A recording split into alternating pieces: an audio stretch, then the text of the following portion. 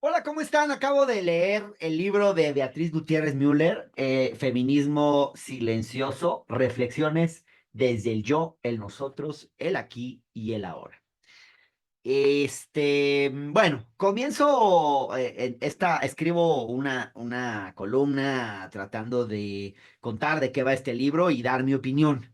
Y pues empiezo por decir que durante el mandato de Andrés Manuel López Obrador, la oposición recurrentemente ha retratado al presidente como un machista, un macho, un hombre insensible a la agenda feminista.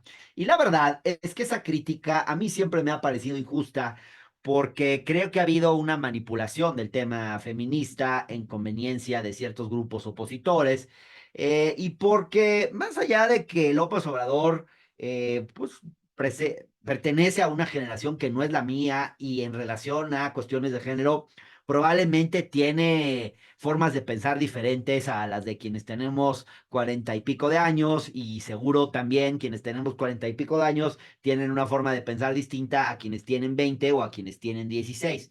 Entonces, dejando eso a un lado, creo que la crítica es injusta frente a López Obrador en el tema de las mujeres, porque si así fueran las cosas, si AMLO fuera ese macho que dicen ser, nunca hubiera creado el primer gabinete paritario en nuestra historia y probablemente tampoco se hubiera inclinado por una mujer para sucederlo en el cargo, no hubiera creado las condiciones para que Claudia Sheinbaum pudiera asumir la presidencia después de él, no le hubiera levantado la mano, no le hubiera dado el bastón de mando, en fin.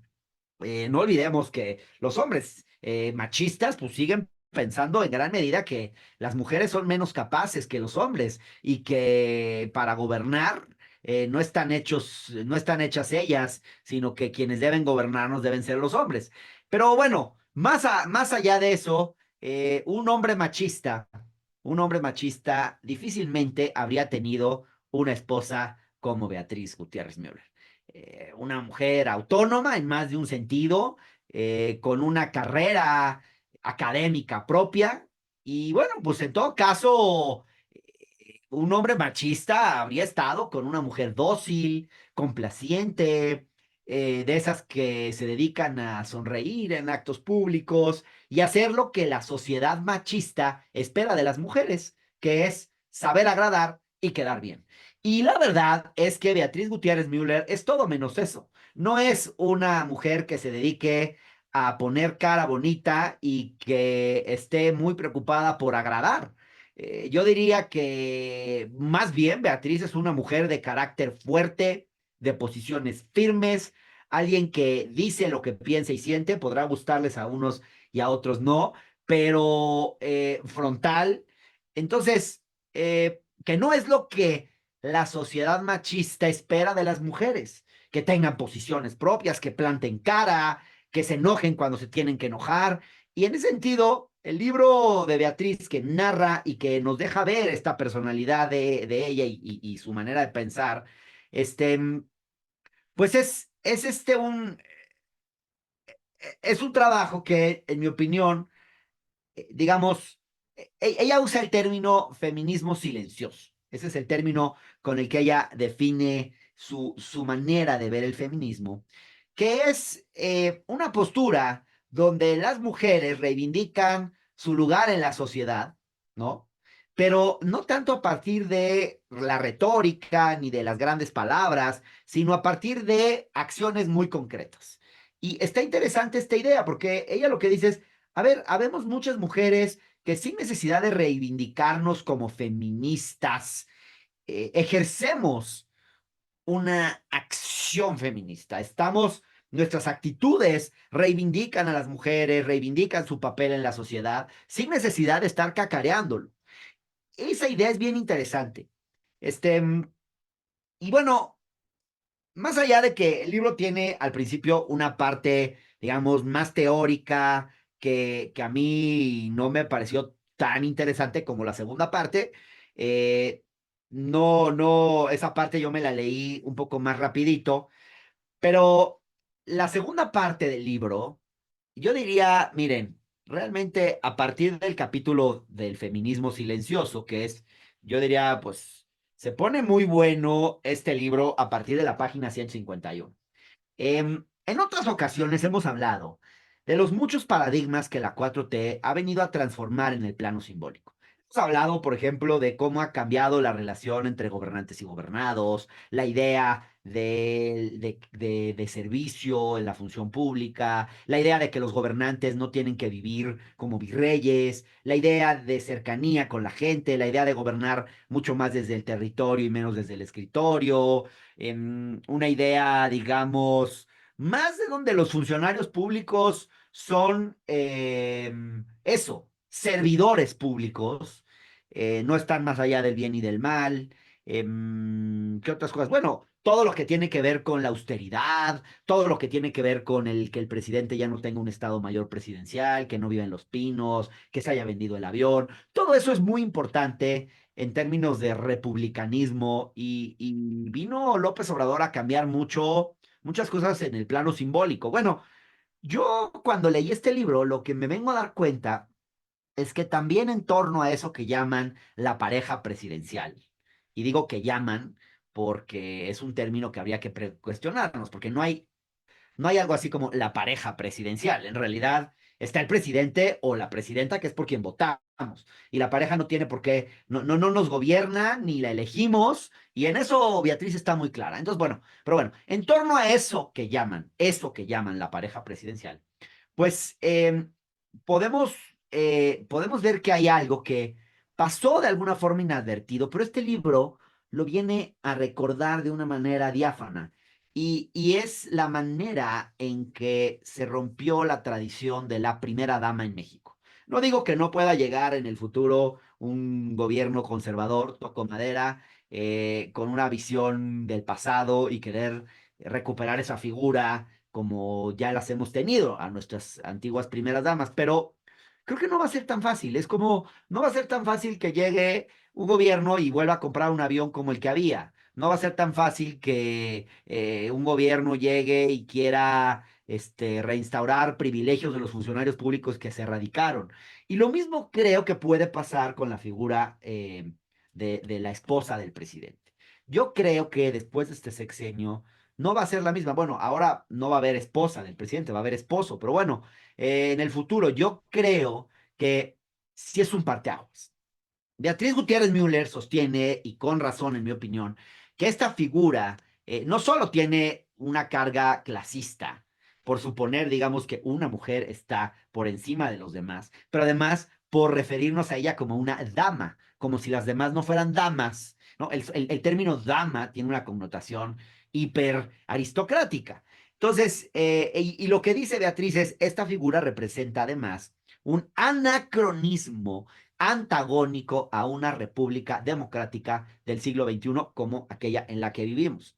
Entonces no cabe duda que a lo largo de estos años cambió el papel de la esposa del presidente, ese papel que por tradición y no porque esté plasmado en la ley, ojo, encabezaba el DIF, desempeñaba actividades filantrópicas, se ocupaba de asuntos sin importancia o en el peor de los casos esperaba al marido en casa de una forma abnegada. Bueno, con Beatriz se sentó un precedente distinto, donde la esposa del presidente no tiene un rol predestinado que cumplir, eh, del cual no se puede sustraer, y en cambio ha podido elegir lo que ella quería hacer, que en este caso fue priorizar su carrera profesional y académica, según ella misma lo cuenta, e incluso ocuparse de su hijo, que para ella siempre fue un tema muy importante. Entonces, Beatriz se anticipó de esta forma, fíjense ustedes cómo lo dijo en una entrevista, su manera de ver las cosas. Creo que esto fue muy al principio de su gobierno o antes incluso de asumir, pero ella dijo, yo tenía un trabajo y consideré que no tenía por qué dejar mi trabajo para acompañar a mi esposo que cambió de trabajo. Es una manera muy clara de decir las cosas. Entonces, lo que tuvimos en este sentido fue un acto de reivindicación simbólica, donde la esposa del presidente, en vez de ser protagónica en tanto la esposa de, entre comillas, mantuvo pues el perfil de una profesionista, académica, escritora, mostrándose no solo como una ciudadana con vida propia, sino como alguien que desde los 18 años tiene sus propios ingresos, autonomía laboral e independencia económica. Entonces, eso es un cambio muy relevante. La verdad es que si comparamos a este personaje, a Beatriz, con la frivolidad de la gaviota, que aparecía en revistas del corazón, con los escándalos de Marta Sagún y sus hijos, o con el conservadurismo mocho de Margarita Zavala, o con otras mujeres que acompañaron a presidentes mexicanos, pues Beatriz probablemente es una de las más interesantes compañeras del presidente que hayamos tenido hasta ahora. Y lo es especialmente por su empeño en realizarse y trascender a partir de su propio talento y su propio esfuerzo. Yo creo que no deberíamos subestimar eh, eso que hizo Beatriz. Y me gusta también del libro que ella tiene los pies bien plantados en la tierra. Cuando dice, por ejemplo, todo lo que acontece en la esfera pública y me involucra, dice, se desvanecerá tan pronto como apareció. O sea, Beatriz no pierde el piso, no se sube a un ladrillo y es consciente de que el poder es temporal, y que eso que tiene hoy, pues es por una situación circunstancial, pero digamos que es algo que me parece relevante porque ¿cuántos miembros de la familia presidencial no se han mareado en esas posiciones como si fuera mérito propio estar ahí? Entonces, y ella lo dice, casarse con un gobernador, con un presidente municipal, con un diputado, con un senador o con un presidente, no es ningún mérito, tampoco es un título. En última instancia, ella dice, a mí nadie me votó. Y tiene razón, o sea, entonces, el libro de Beatriz, Feminismo Silencioso, también creo yo que es una fuerte crítica a la forma en que nuestra sociedad machista, trata, concibe a las mujeres que están en posiciones de poder o relevancia pública. Y ella recuerda, por ejemplo, cómo cada vez que aparece ella en algún acto público que ha aparecido junto al presidente, la noticia del día siguiente siempre tiene que ver con la manera en que iba vestida, con su peinado, con su apariencia física, y esto es algo que rara vez le ocurre a los hombres. Y es la verdad. Tiene toda la razón. De hecho, a los hombres casi nadie los está criticando por cómo se ven, por qué traje se ponen, por qué corbata usan, por sus zapatos. A lo mucho he visto, por ejemplo, cuando algún funcionario público conocido se pone unos calcetines de colores y entonces le critican o le mencionan los calcetines, más en un tono celebratorio de, ay, qué chistoso es. No sé, me acuerdo, por ejemplo, el magistrado, uno de los magistrados del Tribunal Electoral que alguna vez en la corte usó unos calcetines determinados. O, por ejemplo, Justin Trudeau, el presidente de Canadá, el primer ministro canadiense, perdón, que en algún momento también. Pero si se fijan ustedes, nunca es como con las mujeres. Entonces, Beatriz denuncia esta indagación constante y desmedida que, digamos, que se hace frente a las mujeres y su apariencia física y asegura que no ocurre lo mismo, no le pasa lo mismo a las mujeres en política que tienen esposos. Sobre ellos nunca existe ese mismo nivel de escrutinio que existe sobre las mujeres que son esposas de políticos hombres. De hecho, nada sabemos de ellos.